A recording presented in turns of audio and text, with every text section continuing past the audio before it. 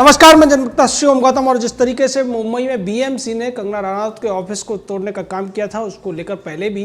Bombay high court ने कड़ी टिप्पणी की थी और उसको लेकर बीएमसी को फटकार लगाई गई थी, जिसके बाद बीएमसी ने समय मांगा था और ये कहा था कि उन्हें समय चाहिए जवाब देने के लिए। अब उसी कड़ी में आगे आज फिर सुनवाई हुई और इस सुनवाई के दौरान एक बार फिर से बीएमसी को कड़ी फटकार लगाई बॉम्बे हाई कोर्ट ने।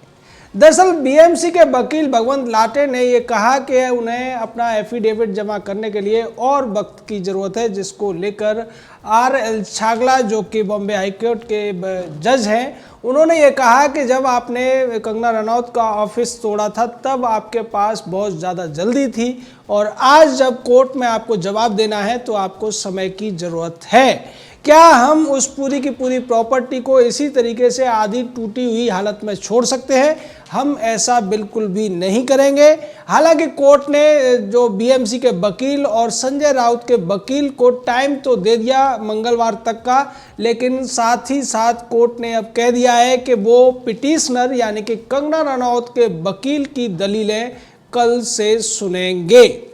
यानी सीधे तौर पर यहाँ पर महाराष्ट्र सरकार को झटका लगा है, संजय राउत को झटका लगा है और बीएमसी को भी झटका लगा है, क्योंकि जिस तरीके से इस पूरे मामले में महाराष्ट्र सरकार ने बदले की भावना दिखाई, बदले की नीयत से कंगना रनौत को निशाना बनाया गया। क्योंकि सुशांत सिंह राजपूत की हत्या मामले में जिस तरीके से कंगना रनौत मुखर बनी हुई थी, उससे महाराष्ट्र सरकार को जवाब देना भारी पड़ रहा था और उसी वजह से संजय राउत ने कंगना रनौत को हरामखोर तक कह दिया था। बाद में संजय राउत ने भी इस मामले में अपने आप को पार्टी के तौर पर स्वीकार करने की मांग की थी, जिसको बाद में बॉम्बे हाई कोर्ट ने स्वीकार कर लिया था। और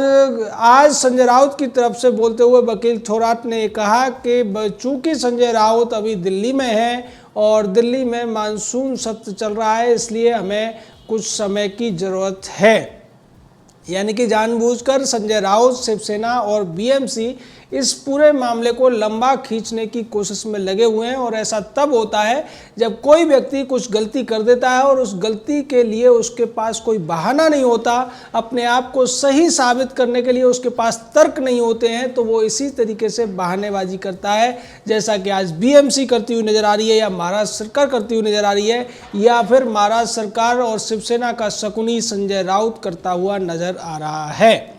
इस पूरे मामले में एक बात और ज़्यादा स्पष्ट हो गई है कि बॉम्बे की जो बृहन मुंबई महापालिका परिषद है उसमें किस तरीके से काम होता है और इसी वजह से ये पूरा का पूरा मामला अब हाई कोर्ट तक पहुंचा है। क्योंकि जिस तरीके से इस पूरे मामले में 24 घंटे पहले नोटिस चस्पा किया गया और 24 घंटे पूरे होने से पहले ही उस ऑफिस की तोड़फोड़ कर दी गई। वहाँ पर जो भी सामान था, जो भी डेकोरेशन थी, उस सब को ढहा दिया गया, जिसको लेकर बाद में कंगना रनौत ने 2 करोड़ रुपए के मुआवजे की भी मांग कोर्ट में कर रखी है।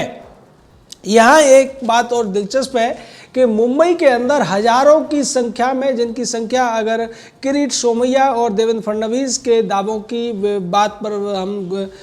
यकीन करें, विश्वास करें, तो 90,000 से ज़्यादा है जिनके ऊपर डिस्प्यूट चल रहा है, जिनमें अवैध निर्माण हुए रखे हैं। उसके बावजूद बीएमसी इस तरीके के जो अवैध निर्माण होते हैं उन्हें ढहाती नहीं है, उन्हें रोकती नहीं है, उन्हें सील नहीं करती है, क्योंकि बीएमसी को इन अवैध निर्माणों से मोटी रकम मिलती है चौथ के रूप में या फिरौती के रूप में। और इसका एक और बड़ा उदाहरण तब देखने को मिलता है जब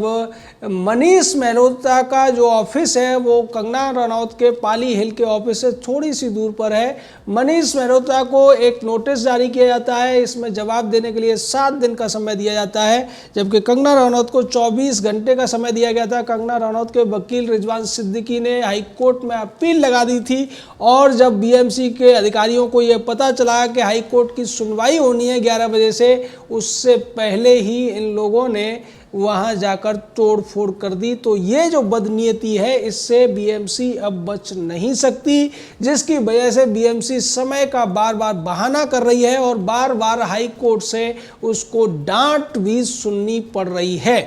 दरअसल बीएमसी की जो मेयर है किशोरी पेडनेकर, वो इस मामले को लेकर जिस तरीके से बाहर आई थी, मीडिया में उसने बयान दिया था और ये कहा था कि बीएमसी ने जो काम किया है वो बिल्कुल कानून सम्मत तरीके से किया है, बिल्कुल प्रोसीजरल तरीके अपनाकर किया गया है, लेकिन वास्तव में ऐसा कुछ हुआ नहीं था। और इसी वजह से अब बॉम्बे हाई कोर्ट में बीएमसी की किरकिरी रोज हो रही है। इस मामले में कंगना रनौत के वकील को कल जो अपनी दलीलें रखनी है उसमें वो बहुत सारी बातें रखेंगे। साथ में ये मुद्दा भी उठेगा कि मुंबई के अंदर जिस तरीके से अवैध निर्माण हो रहे हैं, हुए हैं, और इसको लेकर शुरुआत में हाईकोर्ट ने भी कहा था कि अगर इसी तरीके से आप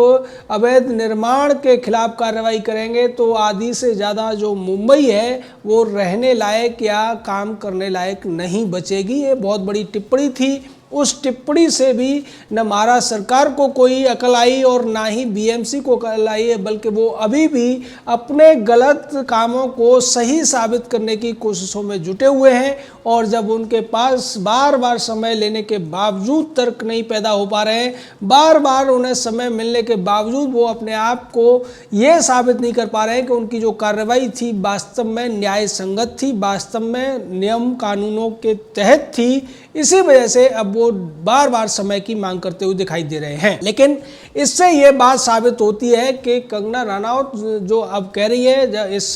पूरे मामले के बाद भी कंगना रनौत ने यही कहा कि सत्यमेव जयते, यानी कि सच की जीत होती है। और उससे पहले भी कंगना ने कहा था कि अगर मेरे ऑफिस में कुछ गलत था तो मुझे जवाब देने के लिए समय क्यों नहीं दिया गया। और वहीं दूसरी तरफ अमिताभ बच्चन जैसे लोगों के, शाहरुख खान जैसे लोगों के जो ज़्यादा रसूखदार लोग हैं, और तो और दाऊद इब्राहिम की जो अवैध प्रॉपर्टियां हैं उनको भी आज तक बीएमसी गिरा नहीं पाई है। इसको लेकर जब मीडिया ने सवाल पूछे थे तो बीएमसी की तरफ से ये कहा गया था कि उनके पास